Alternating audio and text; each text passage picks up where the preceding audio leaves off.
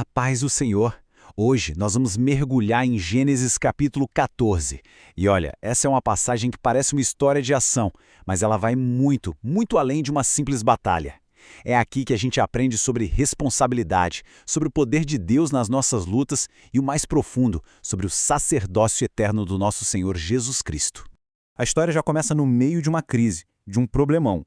Uma aliança de reis poderosos invade a terra, saqueia tudo e leva cativo Ló, o sobrinho de Abrão.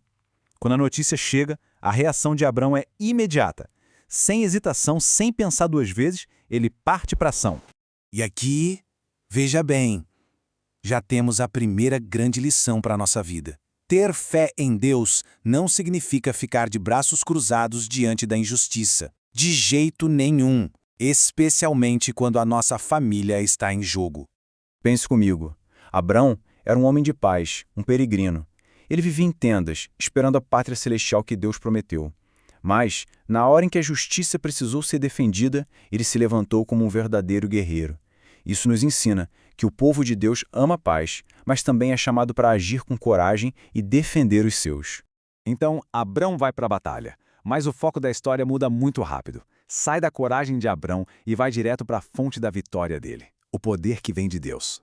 Gente, para e pensa nesse número. 318 homens. Era um grupo pequeno, quase nada, contra uma aliança de 4 reis que já vinham vencendo todo mundo. Se fosse pela lógica humana, era uma missão suicida, mas para quem anda com Deus, a nossa lógica fica em segundo plano. E aqui está o segredo da vitória. Não foi a estratégia de guerra de Abrão, não foi a força dos homens dele. Foi o Deus Altíssimo que literalmente entregou os seus inimigos em suas mãos. A glória da vitória nunca é do homem, é toda de Deus, que luta por aqueles que confiam nele. E agora, depois da vitória na guerra, acontece um dos encontros mais misteriosos e mais profundos de todo o Antigo Testamento. A batalha física acaba e dá lugar a uma revelação espiritual tremenda. De repente entra em cena essa figura enigmática, Melquisedeque.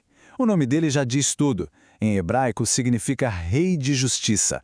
E ele não era só um rei, ele era também sacerdote do Deus Altíssimo. Uma coisa raríssima, ter esses dois ofícios na mesma pessoa. E não para por aí. Ele era rei de Salém, que significa paz. Então, temos o rei da justiça e o rei da paz. E Salém, irmãos, era um nome antigo de Jerusalém, o lugar que Deus iria escolher para sua adoração. Você já consegue ver as sombras do evangelho se formando aqui? E o que esse rei sacerdote oferece para o guerreiro Abrão? Pão e vinho. Ah, isso é poderosíssimo. Séculos e séculos antes da última ceia, a gente já vê aqui uma figura clara da comunhão, do corpo e do sangue do nosso Senhor Jesus que nos fortalece depois das nossas batalhas. Agora vamos aprofundar. O ponto central aqui é o sacerdócio de Melquisedeque. O livro de Hebreus vai explicar que esse sacerdócio é muito superior ao sacerdócio dos levitas, que viria depois com a lei. O de Levi era baseado na descendência, era temporário, passava de pai para filho. Mas o de Melquisedeque, não. Ele é eterno. Não foi estabelecido por lei humana, mas por um juramento do próprio Deus. É nessa ordem, a ordem de Melquisedeque, que Jesus Cristo é o nosso sumo sacerdote para sempre. E olha que interessante. Logo depois de receber a bênção de Deus, Abrão é confrontado com uma oferta do mundo que vem através do rei de Sodoma. E a escolha dele aqui nos ensina uma lição vital sobre de quem a gente depende. A cena mostra um contraste gritante. De um lado, a provisão espiritual de Deus, o pão, o vinho, a bênção. Do outro, a oferta das riquezas de um rei pecador. A escolha de Abrão aqui ia definir onde, de fato, estava a confiança dele. E qual é a primeira resposta de Abrão à bênção que recebeu? Ele entrega o 10º de tudo a Melquisedeque. Preste muita atenção. Isso acontece 400 anos antes da lei de Moisés. O dízimo aqui não é uma obrigação da lei, é um ato puro de adoração, um princípio eterno de gratidão. É reconhecer que Deus é o possuidor dos céus e da terra. Então, com a mesma firmeza com que ele foi para a guerra, ele recusa a oferta do rei de Sodoma. Ele faz um juramento de que não vai pegar nada, nem um fio de sandália, para que ninguém neste mundo pudesse dizer, fui eu que enriqueci Abrão. A provisão dele vem do Senhor, e ponto final. Essa é a postura de quem vive pela fé.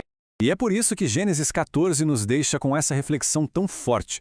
Depois de cada bênção, de cada vitória que Deus nos dá, duas vozes vão se apresentar a nós. A voz da bênção divina, de Salém, que nos chama para adorar e agradecer, e a voz do mundo, de Sodoma, que nos oferece as suas riquezas em troca de reconhecimento. Que a nossa escolha seja sempre a escolha de Abrão, garantir que toda a honra e toda a glória pertençam somente ao nosso Deus.